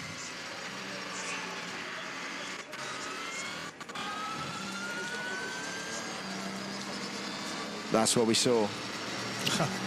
So just an electronic problem, it seems, and literally just, it is like your old Windows XP crashed, right, need to just reboot it, and away it's gone, and he is pressing on at pace now, so that's what you get with new technology, I guess, and they'll be looking at it. It's probably software related, which is the strange thing about it.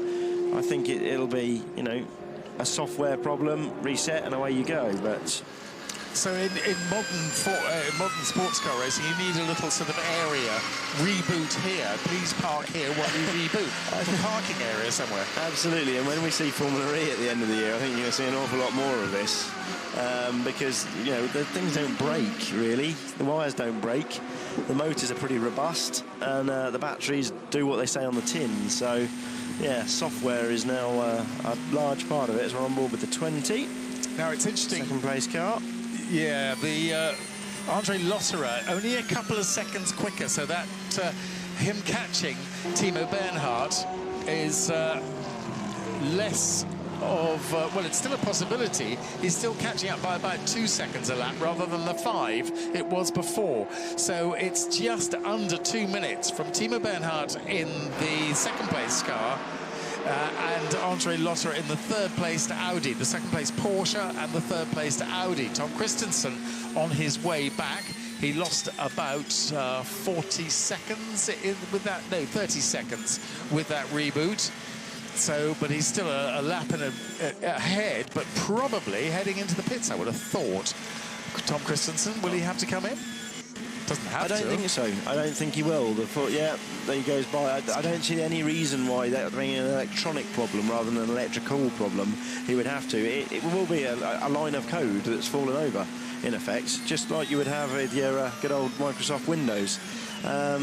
Those of you that own Apples don't have that problem, but we're just seeing... I'm desperate to understand what's going on in the LMP2 fight, because that looked to me like they had a corner ready to put on, and I don't know whether that was precaution from the Ligier guys with Tristan Gomandy in the Tivier car. I suspect that they've just pulled that through while they look at what the actual failure is, and I really want to know if that's a suspension mount from the tub, which of course we saw Peugeot fall down with not that long ago as the 20 car fuels, and this is fuel only.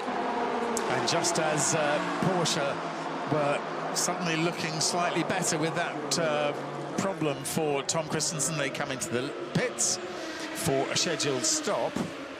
Meanwhile, Mark Schulz-Hitzky has taken the LMP2 lead from Tristan Gomandy, who has now restarted after 6 minutes in the pits.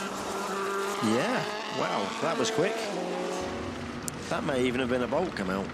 So it was Ligier to Ligier and Schulz-Hitzky in the G-Drive, now in the lead. 17 seconds behind Simon Dolan. Simon won't be capable of catching Tristan Gomandy, but when you see Ollie Turvey and Harry Ticknell get in that car, they will.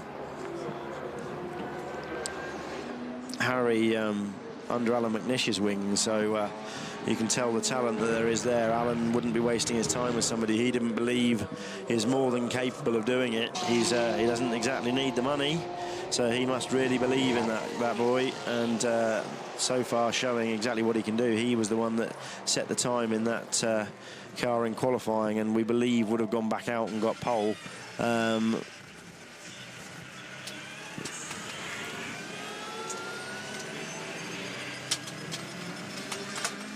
Lena Gade saying 5 seconds on average. Well, yes, it was, but it came down to about 2 seconds a couple of laps ago. And the margin 147. Okay, so it seems to have picked up again. 147 between Timo Bernhard and Andre Lotterer. Timo Bernhard in second place Porsche and Andre Lotterer in the third place Audi.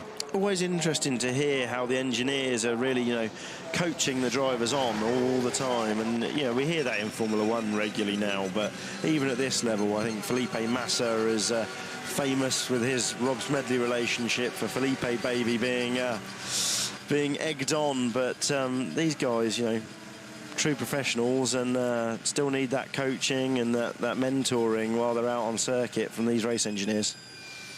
I think it's very funny, in Formula One, you hear these frightfully English voices saying, something very, very basic and quietly and very calm and everything like that. And then one or two drivers come back and say, but why did you do so-and-so? Why did you do so-and-so? Do you want to have a discussion about it, an argument? Into the pits comes the leader.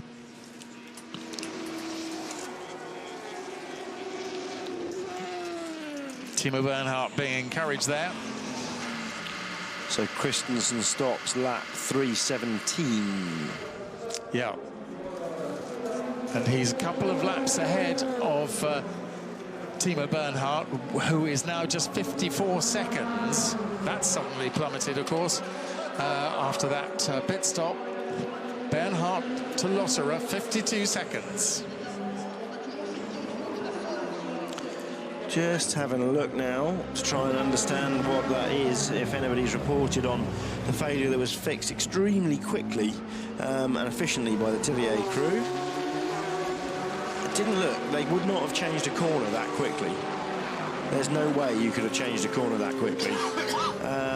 And yet they seem to have it. They were ready to put that corner on. They lost 5 minutes in the pits. We should talk about the Nissan ZEOD in a minute. Now this is interesting. Look, Tom Christensen's just come back out. He's been overtaken by about 3 cars so far, including GT cars. Is it just taking a while for him to get up to speed? See, look, here comes the Chevrolet Corvette. No, I think we're in reset systems again, aren't we? That would suggest he's lost hybrid power or something. Still the class leader there, the 35 Ligier. Built by the Onroque Automotive Organisation, Jacques Nicolet and his guys. Run by Oak Racing, another one of his businesses.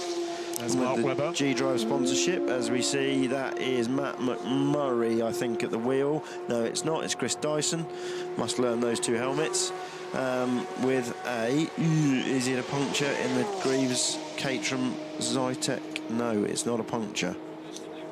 And that car, has it got drive?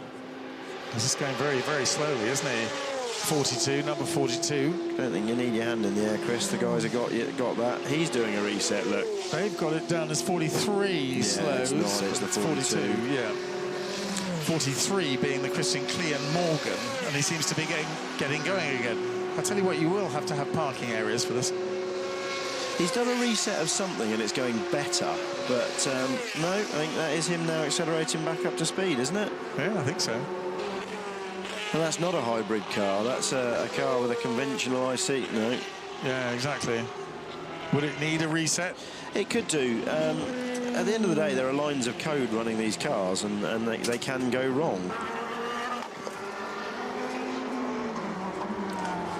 Bernhardt to Lotterer now 45 seconds. It came down by 9 seconds on that last lap. So panic in the Audi pit is what we're hearing. That was unscheduled for Tom. And an unsafe release we're hearing. We didn't see that, but we're hearing unsafe release for Christensen. 42, yeah. He's back up. Just no, that's the sister car. No, it's the Jota car. And he lost about 4 seconds, 5 seconds in the last, in the mid-sector alone, Tom Christensen.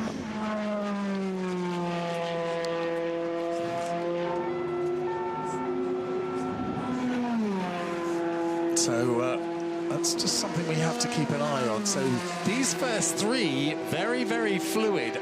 Lotterer catching Bernhardt.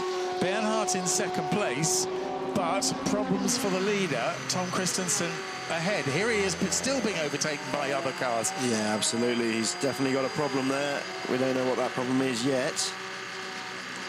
We'll see very shortly, I suspect. Aston Martin comes past. Here he is in the Porsche curbs. Now, let's have a look. Look, he's got no energy there whatsoever, or very little. So he's used it coming around the lap, because that's not actually a amount that's in the, well, they can't measure it, that's in the flywheel.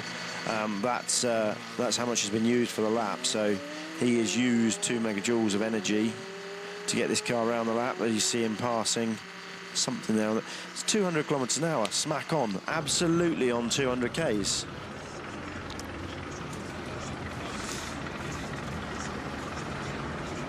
Comes to life.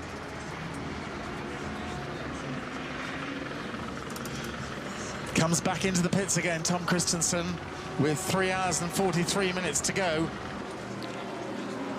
So I don't understand why that was set at 200 Ks, unless they have these safe modes built into the car as well, and 200 Ks is one of their safe modes. But it was only just got up to that. It had only just got up to that. There he is, stationary. Fuel goes in, not very much, doesn't need very much. Right behind the Jota car, but it's going back into the garage. Jota looks like a standard service, struggling a bit with the right rear wheel. And also into the garage goes the #1 Audi. It's got a lap advantage over the Bernhardt Porsche, which now just has 37 seconds as ahead. Andre Lotterer sets the fastest time of the race. Ahead of Lotterer, who, as you say, has just set the fastest lap of the race. 3 minutes 22.567. We're going to see the qualifying time beaten at this rate. If we see a 3:21 during the race, that would be very, very special. But Mark Webber looks on, knowing that it's looking distinctly like they're about to take the lead of this race. Which they could be then about to lose again. To Lotterer, who is rather quicker caught the 20 car than we'd suspected. A door off the left-hand side of that car, so that's so they can get to the hybrid unit. De Grassi ready to get in that car. Not sure that they'll be putting De Grassi in, because TK's only been in there for about an hour and... about an hour. Mark Webber.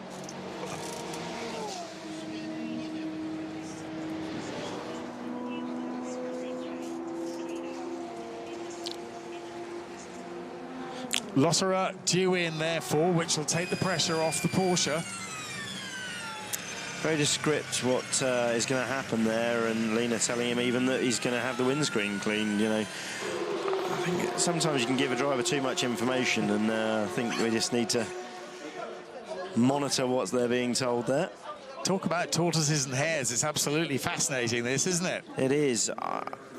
I can't believe they clean the bleeding thing when it's in the garage to make sure it looks pretty for the end, assuming it gets back out and they find the problem. But just watching to see what's going on and not getting any feedback as to what the failure is. I'm going to stick another earpiece in and see if I can give you a bit more information.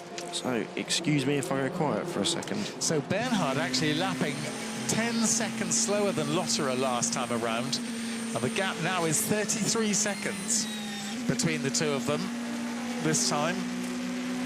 But Lotterer about to come into the pit, so that will not be maintained. Buemi in 4th place, Gianni still in 5th, Heidfeld still 6th. And the Ligiers 1st and 2nd in the LMP2. They're separated by 3 minutes and 20 seconds, those two Ligiers. Szulhitsky ahead of Gomendi. And then further back, Villander in the lead of GTE-Pro, and then Richard Leitz in 2nd place in the Porsche, and Jordan Taylor in 3rd place in the Chevrolet. Christensen with a turbo issue, we're seeing.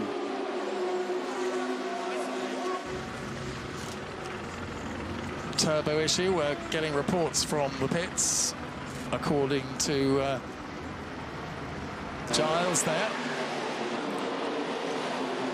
And really playing around with the turbo, you've got to have very thick gloves indeed. Here comes #2, that's Andre Lotterer into the pits. So 1st and 3rd Audis are both now in the pits. 2nd place Porsche now takes the lead. The Porsche in the lead, back in the lead with 3 hours and 39 minutes to go. Porsche leads.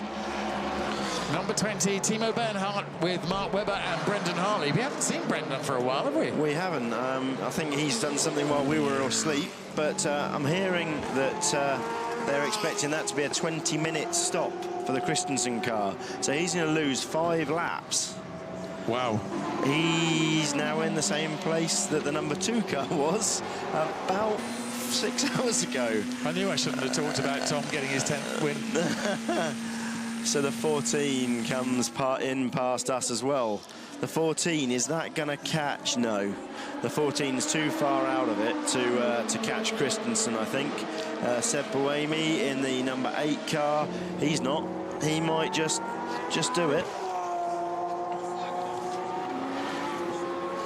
In the pits then are the 2 Audis. Also comes into the pits, as you say, Neil Gianni in the Porsche, the 5th place Porsche. Paul-Louis Chatin in the 4th placed LMP2 car also comes in the pits. Chris Dyson is also there as well in the Zytek. And there is the leader, Timo Bernhard, in the Porsche. Audi, meanwhile, the Reinhold Jost mechanics working on the back end of Tom Christensen's Audi.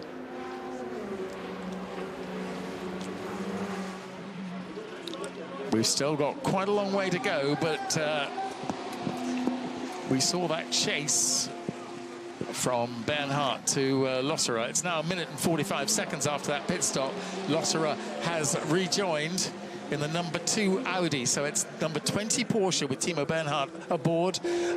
Second place, number 2 Audi with Andre Lotterer driving, and number 3, in third place rather, number 1 Audi, which is in the pits. And then fourth, how many laps behind that? Quite a few laps, difficult to say exactly, is the number 8 Toyota being driven by Sebastian Buemi. And then a couple of laps behind them is Niels Janni in number 14, Porsche in 5th place. How is it all going to pan out? Absolutely fascinating stuff. You have to say, though, the Porsche is a bit the tortoise, isn't it? It's lucky to be there, but it's not. It doesn't have pace. We've said that before.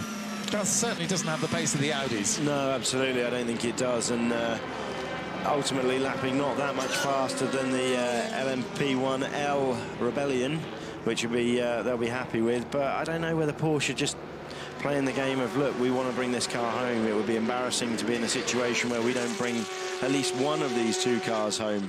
Well, they're both still both running. Yeah, absolutely. And without the lost time, you do wonder whether Janni would, that 14 car would be a lot further up there. That car lapping, if anything, a little quicker than the now race leading 20 car.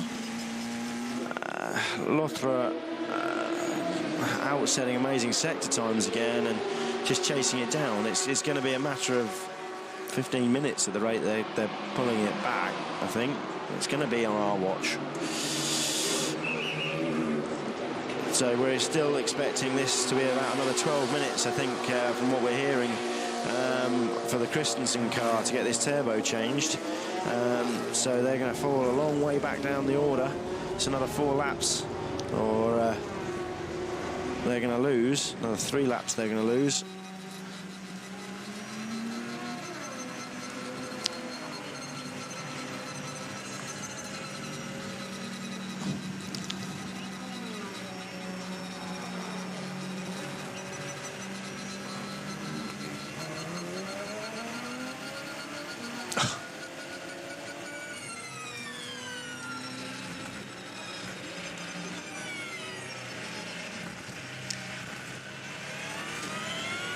Okay, so there's a problem there somewhere.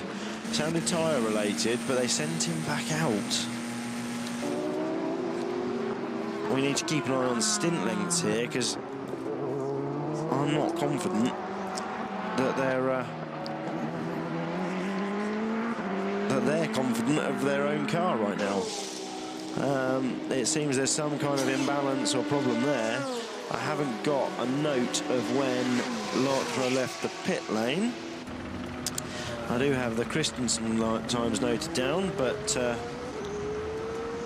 14 car comes through to complete its outlap. Bernhard to Lotterer now, 1 minute and 39 seconds between the leader and the second-placed Audi. Third-placed Audi still in the pits. The first sector time for the Audi that we've just been hearing concerns from, pretty good. Quicker than the Porsche, so nothing of real concern in terms of pace. And actually there's 5 laps between Christensen and Buemi, which suggests that if your timing is correct, Christensen will hang on to third place. Yeah, absolutely. By the time the correction or the modification or the repair has been made to the third-placed Audi number 1. It's just amazing that the guys at Audi can actually quote times to change a part, much like if you went to your local dealer and, oh yes, it's an hour and 33 minutes to change a set of brake pads, sir. They can tell you exactly how long it's going to take. But they've done it. They've done it. They will have done it back at the factory. They've done it at races already. Absolutely. They know exactly. They do. They do. I'm sure they even get the cars hot to practice it. Yeah, probably. The 92 podium sitting second overall in GTE car is coming into the pits now. Richard Leitz owes that car to somebody, I think. Leitz left the pits on 272, is now on 285.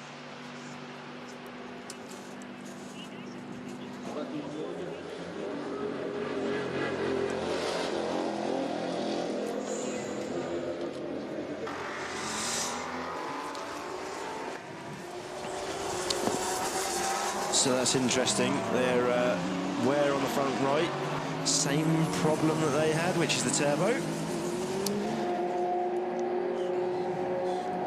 So they're going to charge on and see where they get to. Lotra and company having done an absolutely fantastic job of pulling that car back through. The bulk of the work there was done